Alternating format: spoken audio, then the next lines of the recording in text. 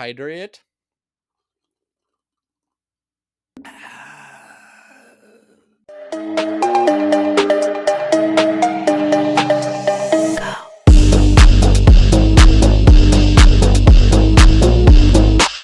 Hello, everybody, and welcome to What the Hell Should I Watch? I'm Steve Stebbing. And I'm Chloe Stebbing. And we are the weekly rundown of what we're watching, which may become what you're watching. And we come at you every Friday at 9 a.m. Pacific time on stevestebbing.ca and right here on the Steve Stebbing YouTube channel. And we've got some stuff that we've seen together. I've got something that you haven't seen yet. So I'm going to tread lightly so that we can have a bigger conversation later, because I know we will. Mm-hmm. But let's get to it. This is what's fresh.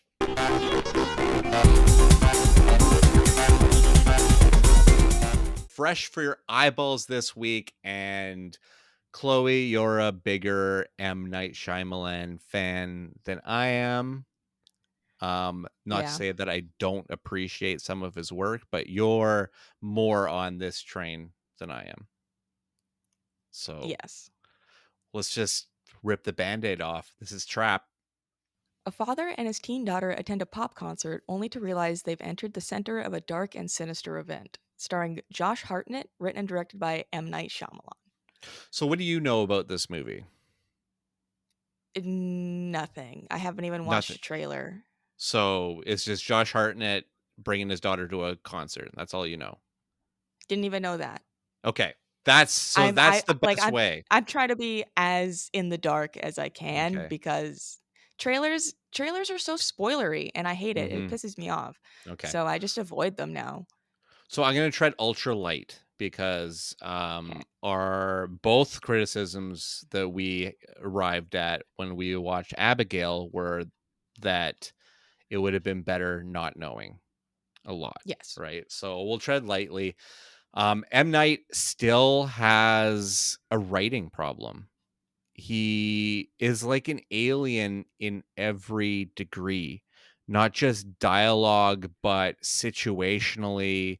I mean, I've already given you that they're going to a concert. This concert's in the daytime. Like right away.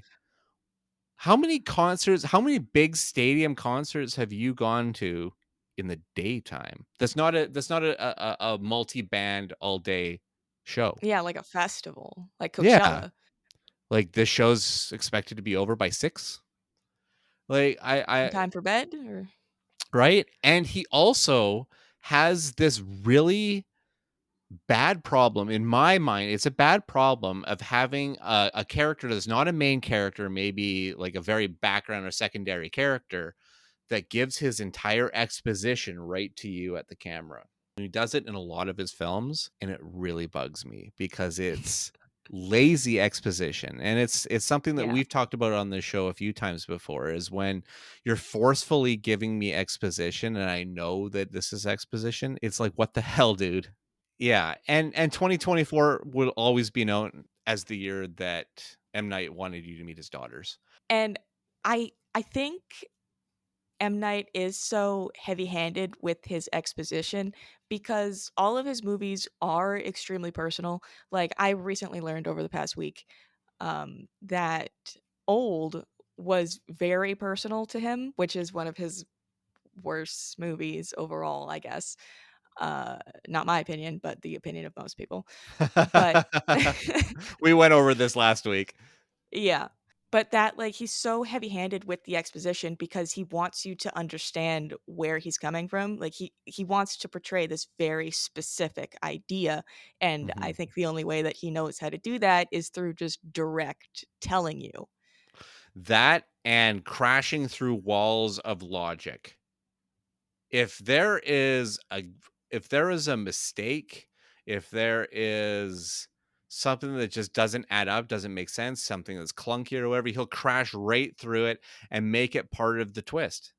He'll like correct it in the end, and it's like, dude, I don't think you can keep getting away with this. And clearly he's not getting away with this, though this movie is a little polarizing. Like, there are people that are enjoying it for how ridiculous and dumb it is, and it goes to levels of stupidity. Like, I can't wait for you to watch it because there are lines in my head to like bring up later when we're talking about it, because it's just holy crap, we really went there. Josh Hartnett's amazing though. Be like, do not take my derogatory my Derogatory. bad review of this movie, not derogatory, but my bad review of this film to mean that they're not bright points in it. Josh Hartnett's amazing in it. Um there's an actor that appears later in the movie that this might have been the worst performance I've ever seen from her. So it's like either sides of the of the spectrum. There are threads of stuff that would have been really cool to chase, but where Knight brought it was more self-serving, and that Okay. frustrates me too. And again, I'm gonna bring it back because it's like my thing that I harp on in this movie, and just in with Shyamalan in general when it comes to 2024. But he really wants you to know his daughters. Look at it! Look at it! Look at it! Watchers was what, a month and a half ago. Um, Mhm. a very mid movie, and Yeah. and that's me giving it a better reaction than I did the first time when I reviewed it initially. It is mid to me. It's less than mid. Like, there's some cool imagery to it, but it's a stinker. And Trap is a stinker. And M Night's other daughter, who composes new original music for this movie, she's the pop star that they go to see. So all of Yeah. her songs are her own concoction and performance and everything, and none of it's very memorable. And I'll leave it there. I will leave it there because there are so much more I could say about the other daughter right now, but I need you to have seen the movie first.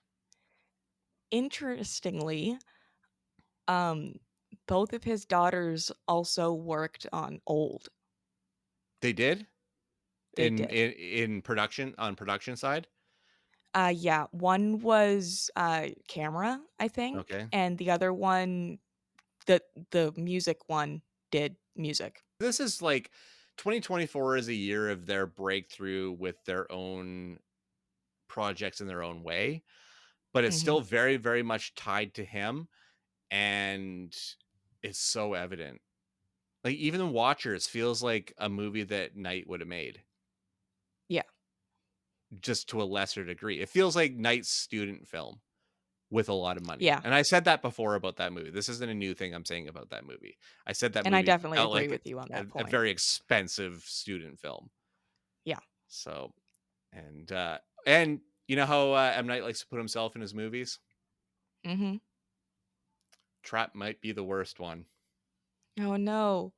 And it might be the most lines he's had in one of his own movies. And it's super obvious. Once you see him, you're like, well, of course that was going to be him. I don't want to get any deeper because I Okay. have so much more to say about it, but I need you to see the movie first. So, all right, let's move on to one we've both seen.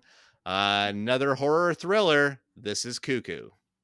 A 17-year-old girl is forced to move with her family to a resort where things are not what they seem, starring Hunter Schaffer and Dan Stevens, written and directed by Tillman Singer. Tillman Singer was the guy that did a movie on Shudder called Lose, which I really dug that movie. It was critically acclaimed as well. But this is his big neon feature with American actors.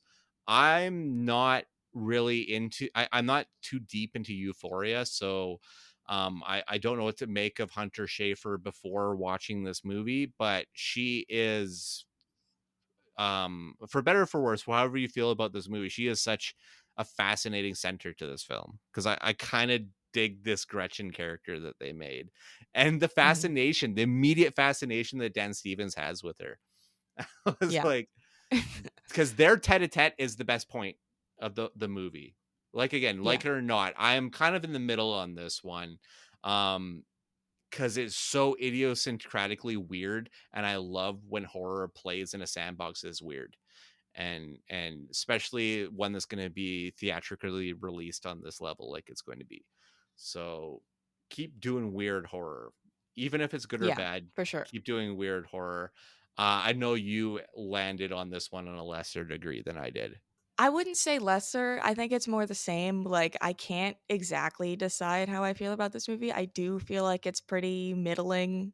Um, the like it took me a while to warm up to Gretchen Mm. because at first she's kind of just like a bitch who's hating on a disabled child, and it's kind of like, whoa.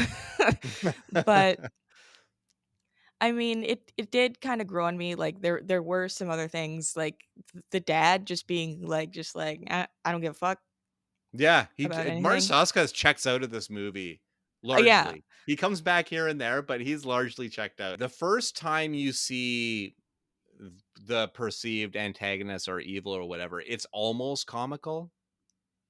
yeah, Like it's I mean and we can address what it looks like because it's kind of in the ads that you see or whatever. But it's essentially a woman in sunglasses with like it looks like Grey Gardens essentially. Like they have the bonnet on and everything. Like it looks yeah, like Grey Gardens. There's obviously something more sinister as because for a large part of the movie it's obscured or fogged or there's something obscuring the face that you'll never get a full on look. But in the actual the bedroom, you get a very deep look at it and it gets a little creepier. It never got to the level of like, whoa, that's really unsettling. yeah. Nothing about No, this movie really got me to the point where I was like, whoa, that really messed me up. It never gave me a long legs feeling whatsoever. So it's not no even close to that type of movie. Um, and there's a lot of weird editing, I, right? Weird editing. editing, but also this is gonna sound weird. I'm gonna say this, and this is it's spoiler, but no one's gonna understand the context. There's a lot of wetness and jelliness in this movie. Do you know what I'm talking about? I think so. Yeah, Yeah, yeah, I do. in the kind of the main device of the movie, and I'm like, this is fucking weird. All I know is Dan Stevens plays a flute. Yes, he's You the know, Pied there's Piper. there's so many weird moments. Dan Stevens just he is so game. Anything. He's game. Do you want to play a Yeah. mad German scientist kind of guy? Like what exactly is his character? I have no idea. Like I thought he was gonna be like a predator or something. He's like, is he a scientist? Is he a psychologist? Is he Is he just just a like hotel owner? Like yeah.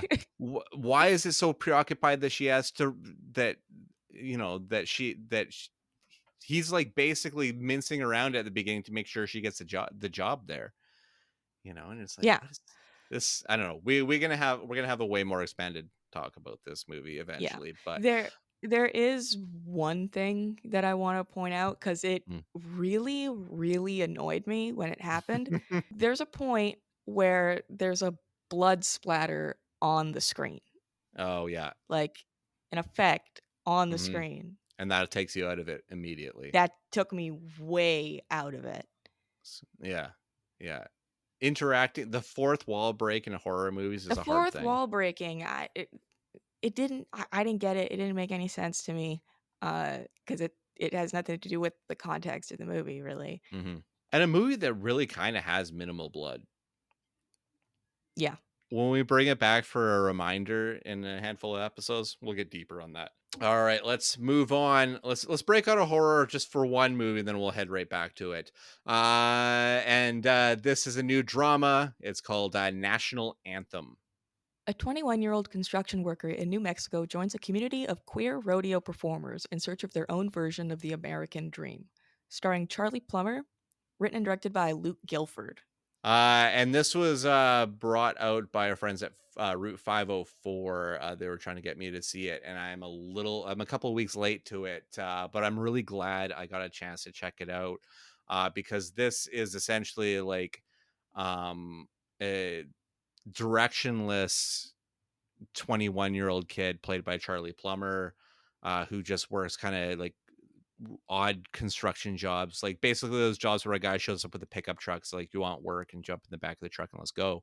And he takes a job working for a queer rodeo, and basically finds his people, like finds his queer awakening and everything. And it's really, really beautiful because it's like a queer story against like the backdrop of your like classic Americana with like horses and the frontier and everything like that. So it's kind of a dichotomy, like against what you usually would think.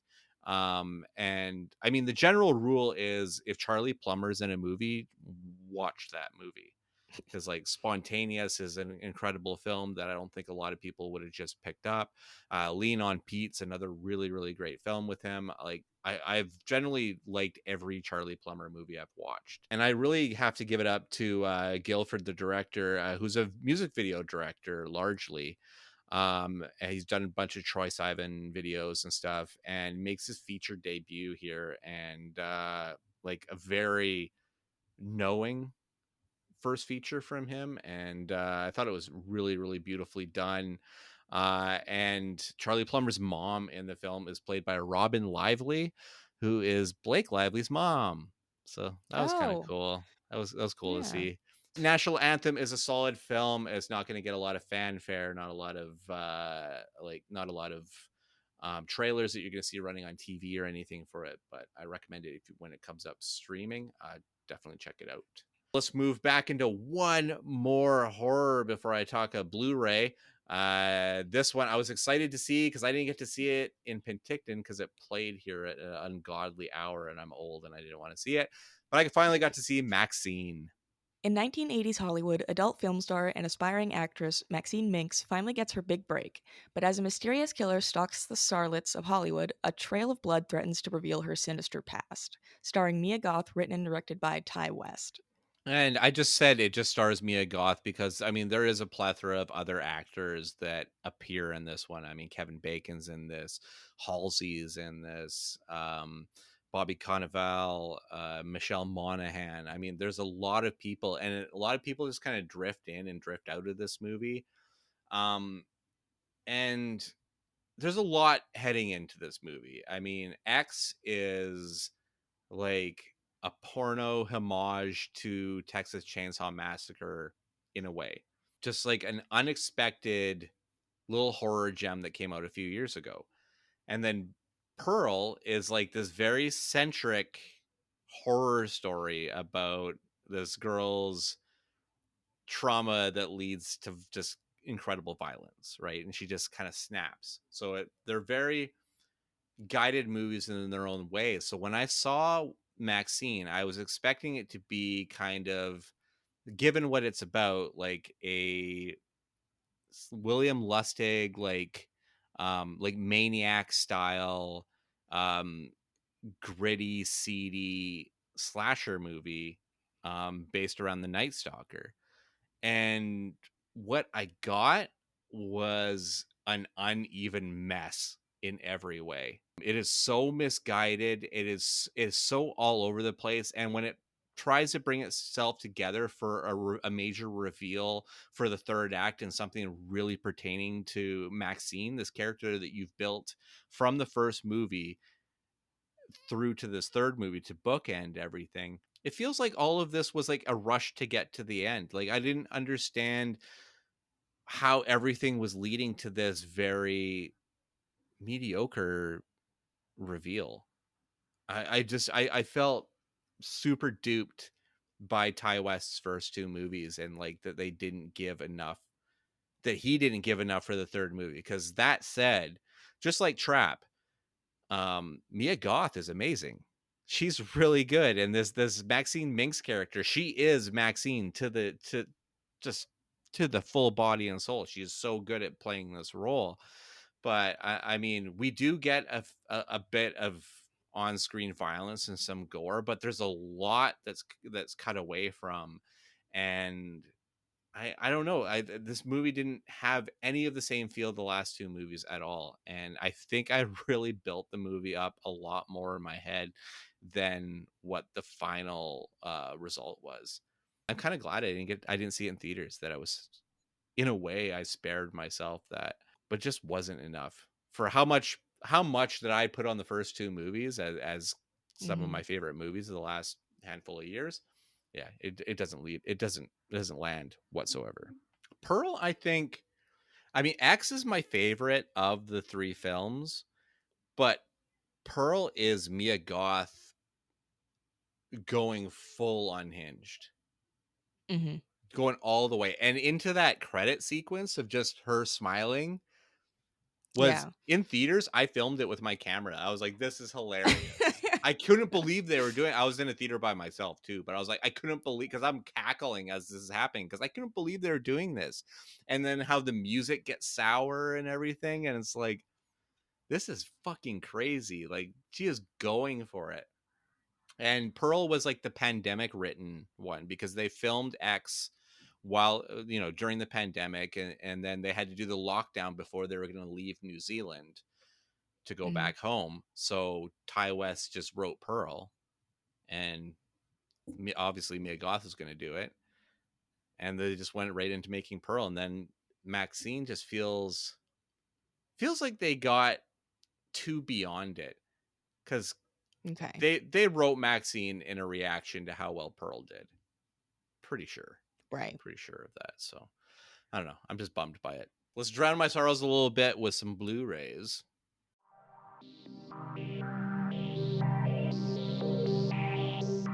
So right on the blue, I got to just one this week. I got to check out. Oh well, I finally watched one of my Arrow screeners that they had sent me over our partnership a couple of years ago, and I got to watch a movie called A Ghost Waits. A man's job requires him to clean a house which turns out to be haunted. In the course of trying to exorcise the ghost, he falls in love with her. Written and directed by Adam Stovall. And I mean, this is a micro budget black and white movie.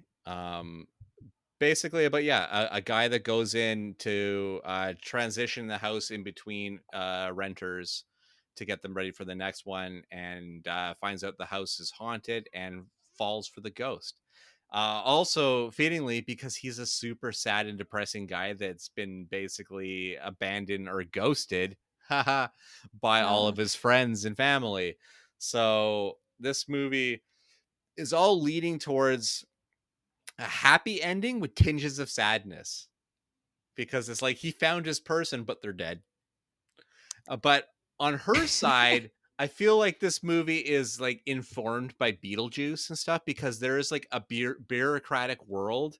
Like, she was assigned her house, like she has a quota of scares, so she has like there are bureaucratic Okay. things within her world too that I thought were kind of funny and kind of clever. But it definitely comes from a generation that went through like Beetlejuice and then stuff like The Office and whatnot, and just kind of incorporated that kind of stuff into it.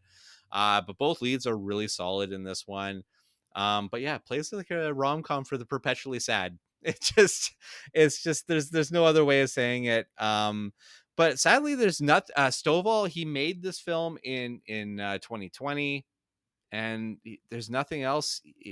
There's nothing else on the horizon for him. And I was like, why not capitalize on this one? Because it was a critic darling when it played at Fright Fest in 2020, and did pretty well in the festival circuit, enough for Arrow to pick it up and do this Blu-ray edition of it. So yeah, it's like why not strike where that iron's still striking. All right, let's see what's streaming now.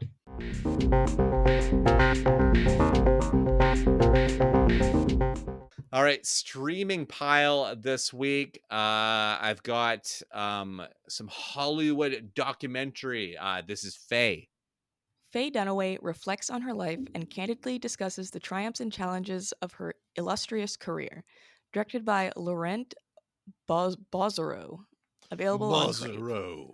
Bozero. I don't know how to say his name either. I love a good Hollywood biopic documentary. Um, It explores, especially with Faye Dunaway's career, who has done incredible films like Chinatown and Network and Mommy Dearest. To see her reflect on these big films, especially, I mean, as a big film fan, for me to see her talk about Chinatown and working with Roman Polanski and Jack Nicholson. Um, and she said that her and Roman Polanski like hated each other on set and like terrorized each other, and I find that fascinating. And then Network, where she won an Academy Award for it, playing a powerful but nightmare of a woman on that. It's interesting to see her go through that. And also the fact that notoriously she was a very she is you know, she's still alive. Notoriously she's a very difficult actress to work with. Um, Mhm. which when you're an actor, you get called brilliant and eccentric or all these kind of things. But in if you're a woman, you get called hard to work with, difficult, bitchy, that kind of shit. Mhm. But I mean, she also admits that she could be a force of nature herself. But the funniest thing about it is she's very like, I don't see it. Like, she's like I don't know if they perceived it like that, but like she's not apologetic in any shape or form about it. She's like, this is how I am, this is how I do it, this is how direct I am, fuck it, that's who I am, right? And I Yeah. do kind of like that about her. um Mommy Dearest is a really interesting part of the film because it was largely regarded as um like it was critics hated it except for Pauline Kael, who was a big critic at the time. But everyone said that Faye Dunaway went over the top because she's playing Joan Crawford in it. She's playing a real person, and Right. it's a big performance. It's a big and brutal performance. Like the story itself is just crazy. But it's a movie that got cult status in the decades afterwards, and to this day is hugely regarded in the queer and drag community. Like they even do drag shows that are just Mommy Dearest, and the Interesting. legacy of it has grown so big. But still, Faye Dunaway is so hurt by the immediate reception of that film that she has nothing but bad memories of it. So Right. that's a very interesting thing, and it hits kind of close. It hit like, as far as the other people that worked on it, it hits them in the heart too, and it's a very interesting piece to the film, that I thought was really great. The only thing I'm sad about this movie is they didn't focus on a movie called Little Big Man with Dustin Hoffman, which was a movie that my dad showed me at way too young of an age.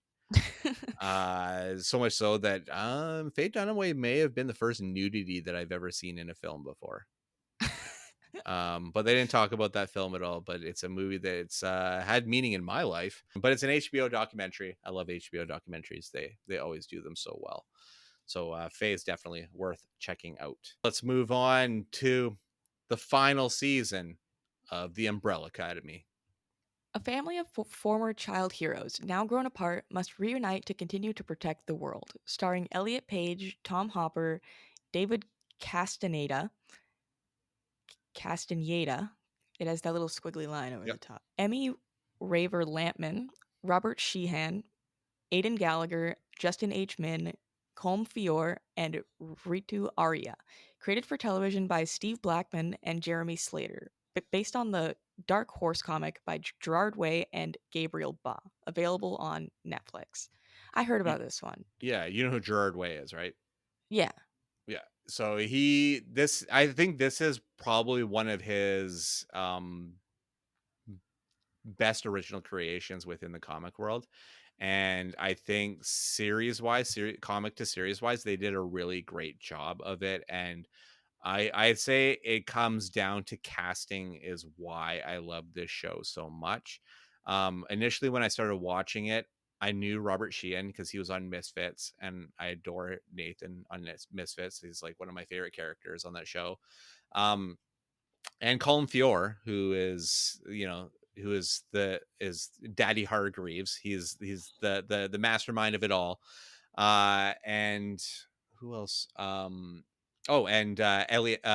At the time, Ellen Page. But then Ellen is now Elliot, and they addressed that in the series, changing Vanya to Victor in season 3, and I thought they did it beautifully. I thought it worked really, really, really well. But I love the comedy to this show. I love the way that these characters interact and that they work. Tom Hooper, who plays Luther in this show, is just a breath of fresh air. I absolutely adore him. He's probably one of my favorite discoveries on that show. And Emmy Raver Lampman, I'm actually seeing in a lot more stuff now, and she's really good in it too. Um, but yeah, I mean, it's dark, it's quirky. I find it very unpredictable. Apparently, a lot of the viewership fell off in the last year or so. I think it's an anti-trans thing that they're trying Okay. to prove a point. Um, but I really dig the show, and the final season has Nick Offerman, Megan Mullally, and David Cross are in this season as very mysterious characters that I can't really give away what they are exactly yet, but they are really good. And I'm happy to see this show go out on its own steam and not get canceled, like that they have an end in mind. And I guess you haven't seen any of it, so I hope one day you check it out and we can have a bigger conversation about it because I don't want to give too much of it away. All right, let's move on to some mystery. This is Lady in the Lake. In 60s Baltimore, an aspiring reporter pursues the murder of a forgotten young woman, starring Natalie Portman and Moses Ingram, created by Alma Harrell, based on the book by Laura Lippman, available on Apple TV Plus. And Alma Harrell is she directed the film Honey Boy, which Okay. was Shia LaBeouf's biopic, essentially, where Shia Okay. LaBeouf played his own dad in the movie. Okay. I really recommend Honey Boy. I think it is All a right. fascinating film, and it's obviously a source of catharsis for Shia. I think it's I him really moving like past. Shia. I like him as an actor a lot too. Um I feel bad. I feel horrible for FKA Twigs that he was very abusive to her. So I hope that because he's married to Mia Goth now, and they have a baby together. So, Interesting. yeah, I think that's a very interesting pairing as well. Abuse is a hard thing, but again, it's the abuser and their art. Because as an artist, Shia LaBeouf is incredible. He has an Yeah. incredible body of work that he fought for. But this show is helmed by Alma Harrell. It's on Apple TV Plus. Natalie Portman looks like she just walked off the set of Jackie right into this series. Like it's the same hair, everything. And even like the same filming filters as like a Pablo Larraín film. But this is based on a true story mystery in Baltimore, but still has this artistic edge to it that makes it some things feel almost ethereal in connection. That find is really interesting. Natalie Portman's always amazing. I don't think she's capable of giving a bad performance. But Moses Ingram, the only other thing that I've seen her in is Obi-Wan Kenobi, where she plays a Sith warrior in that one. She's one of the Jedi Inquisitors in that. But so to see her in a non-sci-fi role is interesting, and it keeps me very keeps the thread alive in my mind of wanting to pick up with this series. Her role was originally played by Lupita Nyong'o, who had a scheduling Okay. error and had to leave the series. So I love, especially coming off of Quiet Place Day One, I'm like Team Lupita, like fresh in my mind, Yeah. right? But I'm totally willing to give Moses a chance because she's really solid. And I think that artistic approach that I was talking about dispels anything that would come across formulaic when it comes to a mystery, because murder mysteries, they're almost a dime a dozen at this point. So Hmm. what's your hook that you're going to keep me into it? So great acting and a really interesting visual flair will definitely do it for me. I got one left, just quick beats. This one was a revival that's now releasing its fourth volume. This is Unsolved Mysteries. Immersive, character driven stories are rooted in the experiences of ordinary people who have lived the unthinkable. Families, detectives, and journalists hope viewers hold the clues to solving these mysteries. I don't know why I struggled with that. Available on Netflix. That'll be an unsolved mystery of why you struggled with that. Yeah. It's Next unsolved. episode, Unsolved Mysteries. Why is Chloe stupid? The theme song for this show is an all-time banger that like goes back into like my like childhood psyche of creeping me out. Um, Okay. it's just like it's just one of those earworms from when you were a kid that stick with you. I'm glad that they didn't change that. There's no host. Originally, when the show came out, it was Robert Stack, who was like basically came out of like a swirling fog and like told you these, Yeah. gave you an intro to these stories and then an outro. There's no narrator, so I was kind of bummed by that. But there are some solid episodes, and ones that are actually kind of chilling. There's this episode, probably my favorite is in season 2, episode 5. Fittingly, is called Lady in the Lake, like the last show I just talked about. That's Right. probably my favorite one. But and it sounds like, oh, you could just watch the first season, you're done. The 2 other episodes are in season 1 that I really liked. There's one season 1, episode 3. I literally just watched it pretty recently. It's like an international episode. It takes place in France, so it's all subtitled and everything, and so it gives a little different flavor to the murder mystery, so I enjoyed that a lot. But episode 1, season 1 starts off with it's just a mystery banger, because essentially it's something that's regarded as like a hotel suicide, like somebody jumped out a window and committed Okay. suicide. But there's a hole in the roof of the lobby below, but there was no body recovered from it. Ooh. Ooh, So, spooky. yeah, absolutely spooky.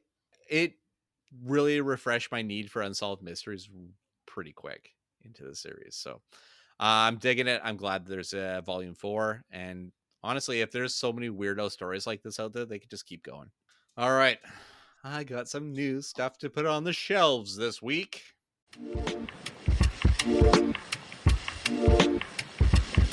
New to the library. This is a big one with Chloe. Now on Blu-ray, they finally made the jump from DVD to Blu-ray. The Boy in the Striped Pajamas is available. This is the only. So I've got 4 titles this week that Allied sent me, and this is the only one with special features on it. It's got deleted scenes. It's got feature commentary. It's got a couple of featurettes. The deleted scenes have the director commentary on them. It's actually got some really in-depth stuff. But this is a Holocaust film that you really enjoyed. What's Yeah. back to that, Chestnut? Yep. The old trusty Just Holocaust, I oh, guess. what's that? More Holocaust movies? It really makes me wonder why we keep bringing it back to the I Holocaust. don't know. I don't know, but you dug this one. I know a lot of people that dug this one. It's not a true story though. It's a No? fictionalized book. No, it's an actual book. Okay. So it's not a true story, but an interesting one still. And as a Butterfield's in it, really young, like very Mhm. early in his career. Yeah. David Thewlis, I believe, is in this one as well. Rupert Friend. Rupert Friend is super evil in this movie. It's a solid film. I wouldn't watch it back to back with like Zone of Interest or anything, but it's a solid film. Yeah. Yeah, it's definitely my number 1 Holocaust film. I think my second would be It's a Beautiful Life, I Oh believe yeah, with is the title. Roberto Benigni. Yeah, the That Italian movie's one. that movie's incredible. Yeah, Yeah. I didn't understand it, and I hated on it at the time that it came out. I was way too young at the time because this was in the '90s, and it was just a Mhm. movie that was just steamrolling all of my favorite movies at the Oscars and stuff. And I was like, why? I was so mad at it. But I mean, coming to it later with a more refined cinematic palette. Palette. Yes, you knew where I was going. Jinx. That I really had a new appreciation for it, and Roberto Benigni himself, because he directed the film as well. So speaking of Nazis, I also got Valkyrie way early. Valkyrie is not slated to be out on Blu-ray. Because it got delayed. I don't know for what reason, because I have my copy already, but it's been delayed till like September 25th. 3rd at this point. So this is a way Wow. early putting it on my shelves. But Valkyrie's been out on DVD for a long time. This is Tom Cruise. The plot within Nazi Germany to kill Hitler, done by Bryan Singer, who is a horrible human being, just a horrible piece of shit human being. Um, Oh, and yes, just horrible guy. I don't want to give him any praise at all. But the movie was co-written by Christopher McQuarrie, who him and Tom Cruise are like the partnership. Christopher McQuarrie has done the last 4 or 5 Mission Impossible movies. Co-wrote okay. Top Gun, did Jack Reacher. It's a partnership that's good for film.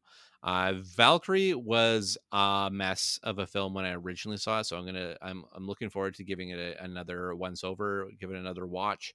Um, I know it's a movie that Tom Cruise can't do an accent, so they went from him having a German accent to everybody has a British accent to some people have a British accent, some people don't have an accent at all. Like it's kind of a mess in that regard. And just too many cooks in the kitchen. That's what I remember. But I'm interested to give it a because it came out in 2007, so this is going to be a way after watch because I watched it when it came to DVD initially. The other one that's added to my shelf is Class with Rob Lowe and Andrew McCarthy. And this movie was just kind of like a major plot point in the documentary Brats that I talked about a few weeks back, which was Mhm. Andrew McCarthy's self therapy of looking at the Brat Pack era Yeah. films, and this was the film that him and Rob Lowe met on before they did St. Elmo's Fire together. So I wanted to check this one out. I've never seen it before. And the last one this week is The Mighty Quinn. And this is a Denzel Washington action thriller from 1989. This is before his big A-list break in Glory, where he was nominated for an Academy Award for that film in 1990. So this is action Denzel, and I'd seen it on the order list for the last 3 times, and I always had other stuff I wanted to order ahead of it. But I saw this one, I was like, I like Denzel, and I don't know a lot of earlier Denzel. Like I haven't even seen Mississippi Masala, which is another celebrated film from his career that's actually a Criterion film.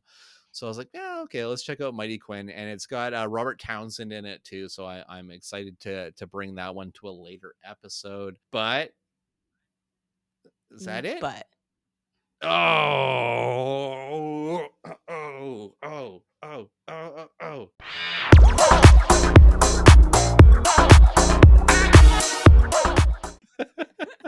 It's like I'm in pain. I'm pain dancing. It's like I'm moving, but I'm like, oh, oh. all right. So the movie that I want to bring is called The Mill.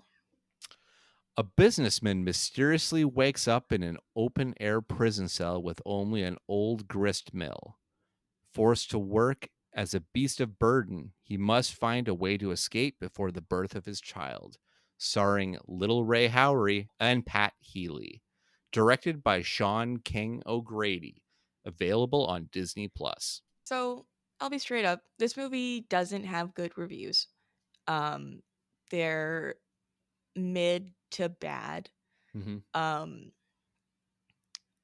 but I really wanted to give this movie a chance. I really like Lil Ray Howery. Mm-hmm. The only thing I've actually seen him in though that I can recall of seeing him in was Get Out. He was the TSA guy, the best Right. friend. I was let down, Oh but no. I kind of expected it. The even just the concept I feel is a bit basic. It's capitalism bad, corporations bad, and it's Mm-hmm. like, yeah, we know. Yeah. Like We you live in could this be economy, yeah, like we live in a in the world. society. in a society. I don't know, I tried so hard to like it. Th- The I like the idea of like, oh, they have to push this like old-timey grain mill like it's just rock and stone. It's just so simple though. Mhm. Like, oh, you got to work hard. You got to grind away for the company. You got to get on that grind set, literally. There isn't a lot of redeeming things about the film. I mean, it's obvious that the budget was low. And Right. that's not a bad thing. Like low budget it doesn't matter. But it still can't look cheap, you know? Mhm. Mhm. Like I shouldn't be able to tell that you're in a set right now. Um I did like the implementation of the AI because the corporation is largely managed, if not solely managed, by this AI Mhm. called Mallard, which is the Okay. name of the company. And it's just like this like duck. It's like just like a green duck on on the wall that just tells them like, "Oh, you got to work, you got to try harder or you're going to get terminated." Terminated means killed. Um and like I don't know, just the juxtaposition of like how cheery it is and like how bad the conditions are was specifically calling out like corporations doing this and being, oh, we're a family even though we're not going to give you benefits or time off Yeah. or anything and we're going to make you waste your entire life.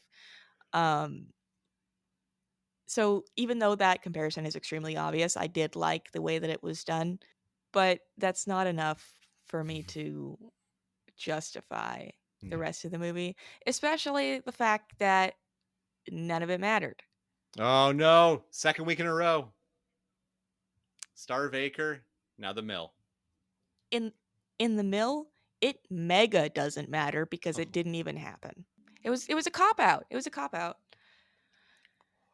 And oh, it ends on a one-liner, oh no! like a cheesy one-liner. Not good. So He's this not going to isn't. work for the company anymore. He's sick of that company. He's going to burn it to the ground. Oh boy. So this isn't the platform. No. The platform did like when I was done watching it, I was like I could have just watched the platform again and I The would have been way platform. more entertained. Platform's all awesome. I also hear they're making a platform too. So Oh, yeah, that was excited for just that then. announced in the last week or two. I just saw that. So yeah, better movie for sure. If you haven't seen the platform, watch the platform. It's on Netflix. So how it's set up is they're all in like this big compound and it's kind of sectioned off like a hexagon Okay. and they're completely isolated. He's able to talk to his neighbor through a vent, but it's all open air, right? Hmm. Other people here can hear him, but only when the plot calls for it. Come on. Like he'll be yelling or like the Mallard interface will be talking and it's loud, but nobody reacts to what's happening even though they definitely care because other times when they do hear him, they start yelling and they're like, "Oh, like they care." So and like he like keeps secrets from his neighbor, but he's yelling these things that he doesn't want his neighbor to know about. But then if he's just sitting somewhere, anywhere in this big space, and the neighbor starts whispering through the vent, he can hear it. The sound is just so inconsistent that it made me kind of angry. And there's a Shawshank tunnel. Oh no. So they're divisive when they're it just comes to prison movies. yeah, they're pulling out all the stops. But I Well, mean, if you want to watch it, like it is semi entertaining. So if you want to watch a bad movie that's still entertaining, The Mill is an option. there we go. Or if you want to watch a different Little Ray Howery movie that's on Disney Plus, you can watch Vacation Friends with John Cena.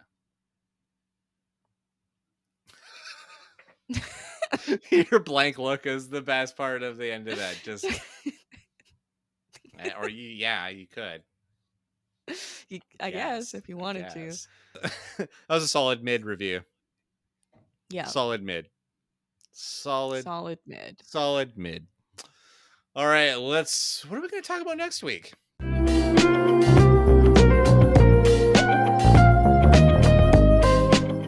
taste of next week. Borderlands. Eli Roth is adapting a video game, which has worked out okay in the last couple of years for video game adaptations. Does Eli Roth have it in him to continue that streak? I don't know. I think this movie's been in the can for a little bit. Yeah. The trailer looks like Guardians of the Galaxy. Like it's leaning so heavily into being like a Guardians of the Galaxy type movie, or that feel. Like even with the soundtrack and Okay. everything, it looks bright and colorful, which is Borderlands. That Borderlands is a is Borderlands. bright and colorful game. I don't know where I lie on this one. Do I go in with a low bar, a mid bar, a high bar? Definitely not a high bar. I think No. that's easy to say. I'm not going to go with a high bar. Um, I'm still a little miffed with Jack Black because I essentially broke up Tenacious D, which upsets me over Trump. Yeah. Mm. I don't get it at all. That yeah, makes So me upset too. he just loves being Bowser's voice so much that he doesn't want to jeopardize that, I guess. So that bugs me. Um, but I can't hate on the cast. Kate Blanchett's in it. Like, what the fuck? Yeah, that's weird. What? I mean, when she did Ragnarok, we were like, what? And now this movie, we're like, what? So I don't know. And Jamie Lee Curtis. Jamie Lee Curtis is in it too, and I adore her. I So love her. I I could so never not love I her. know I'll follow her to the end. I mean, I adored her in Everything Everywhere All at Once. I thought she was so great. I love the hot dog fingers world where her and Michelle Yeoh are in a romance together. Okay. But yeah, that's next week. That is the end of this week. You can find me at the Stevel Dead on Instagram, Twitter, Letterbox, and Threads. You can find me on Letterboxd at HoneyBunChloe. You can find all of our episodes on stevestebbing.ca. You can also look up my name, Steve Stebbing, right here on YouTube. Rate and subscribe because, makes us feel warm inside. Um, and you can also find the show at shiftheads.ca. You can join the Facebook group. There are 4,000 members there, growing every day. And I'm also on News Talk 1010 with Shane Hewitt every Friday at 8:30 or 8:30 Eastern time in Toronto, and then it gets rebroadcast across the nation over the following weekend. I'm also on After the Credits with Marina, Bill, and Melissa. Although Melissa was not on the last episode, we covered Twisters, Deadpool, and Wolverine, and Trap. I gave it a little more in depth, a little noogie. You know, you know, muss its hair a bit more than I did on this episode. Mhm. And I'm also on Tremble with Kurt and Taylor, and we covered the originals of Children of the Corn from 1984 and Firestarter from 85. I don't know. Drew Barrymore. Good one. And yeah, that's it. We've emptied out our list. We got to go fill it up again. So until then, bye bye.